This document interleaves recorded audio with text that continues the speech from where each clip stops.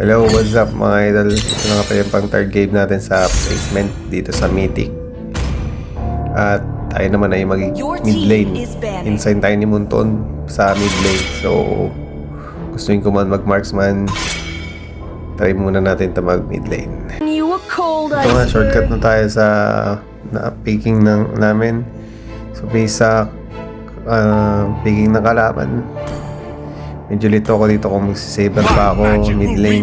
Kaya nag-gold na lang ako para mas safe. Dito pa sa match na ito, dito medyo nahirapan ako. O kami ng team ko. Dahil nga magaling din yung kalaban dito. Pero panoorin natin paano namin ito pinanalo. Pero feeling ko yung start parang talo kami. Pero syempre may tawag dito, may disiplina yung mga kampi dito, tsaka focus talaga sila, kaya ending nanalo kami dito. Dito una pa lang paluna agad yung kalaban, no? Balak pa ako yung first blood, kaya napapanigar ako. Dito sa sobrang gusto ni Zecha na first blood, yan siya pa yung nabigyan. So early game pa lang talagang maano na yung kalaban aggressive. Kaya dito siyempre palag-palag lang kasi backlane naman tayo. Ayan, tapos support lang sa kasama, kaya dito bigyan pa namin yung kalaban dito. Dito mataas na rin ako kasi nga low life na. Pero dito matigas yung bungo ko, babalik pa ako sa mid lane Kaya dito itong Zechan, sabi niya, tulungan na lang kita mo Brad, ayaw mo mo Tapos dito talaga marunong yung kalaban, talagang ini-invade nila yung aming core dito. Kaya hirap talaga yung core namin dito. Naunawa ko kasi nagko-core din ako Pero dito, palag-palag pa rin kami. Palag-palag lang. Siyempre tulungan lang dapat, hindi yung bababayan natin yun. Kaya dito yan. Kaso dito naipit na si Hanabi yun. Aray ko. Dito mahirap sa core. Pag ganito ko, tapos lagi ka dadalawan ng kalaban. Kaya dito dalawan din natin yung marksman ng kalaban. Pero syempre di pa patalo yung roamer namin, kaya nag-invade din niya mag-isa ako. Buti na lang na baka pag pataka siya. Wala pa nga siya sugurin ng YSS. Kaso yun, istun ko siya. Kung hindi yari. Tapos dito galing ako taas. Yun, sinorpresa ako ni YSS, kaya yun, sinorpresa ko yung mga minion. Inultimatean ko yung minion, di ba? Para patay agad yun. Tapos dito nakita ko sa bottom, nagkaagulo sila, kaya pumunta ako. Instant ko si Zechan, kaso nga lang nagutan tayo ni YSS, kaya ito papatipi tayo naman sa base. Tapos dito yan, medyo lamang na lamang din sa amin yung karapan, nahirapan kami dito, pero buti na lang yung sa namin nagpupush yun sa top. So nahayaan na rin namin yan, kasi nga wala naman mangyayari dito kapag puro tayo crash. Siyempre, diskarte pa rin, objectives pa rin ay mapush yung tower, di ba?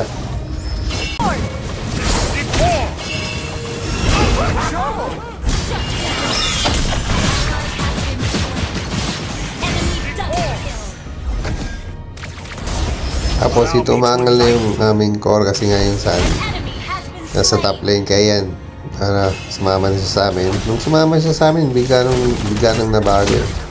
Ito na nabago lahat ng pangyayari. Kami na yung lumamang. Tapos siya, makukuha na namin yung Lord. Kasi siya nun talaga ang inaantay sa match na to. Kaso nga lang, syempre inantay niya pa magka-item. Kasi kung sasabayin nga naman siya, wala siyang item. Paano siya paano ka makakalaman? Kaya dito yan, makatinisan dito. Ako, hindi pa kompleto item ko hindi pa ganun kalakas. Pero minsan dito, yan parang paruna. Tapos dito, takbo na naman kami. Hinahabol kami ng kalaban. So, backline tayo. Kailangan sa likod-likod na. Dito yan, walang katapos ang manatan dyan. Mas ingat lang kasi baka tayo madali. Kasi hindi ko na alam saan kaya yung aking camera dito Kasi kada taas baba. Dito, try kong kunin si kaso akong kinuha. Aray ka. Tapos dito, akala ko tatapusin na nila yung white faces. So gusto nyo na talagang tapusin, kaso nga lang siya na may nabigyan.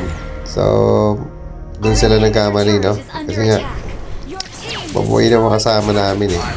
Tapos dadalawa na sila.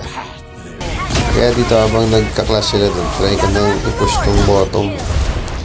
Na importante rin ang push eh. Kasi dito pati yung apat sa kalaban. Kaya Bangalore na kami.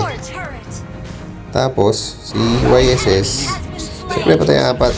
Siyempre sama rin siya. Yan, may sila. Tapos dito medyo lamang na kami. Yan, butos na namin mga tao na kalaban. Hapon na naman sila. Yan, nag-assist na ako para na pambugaw yan. Kasi nga ano eh, kapag dumiretso sila dito, saluhin nila yung Kamehame Wave ni Eagle.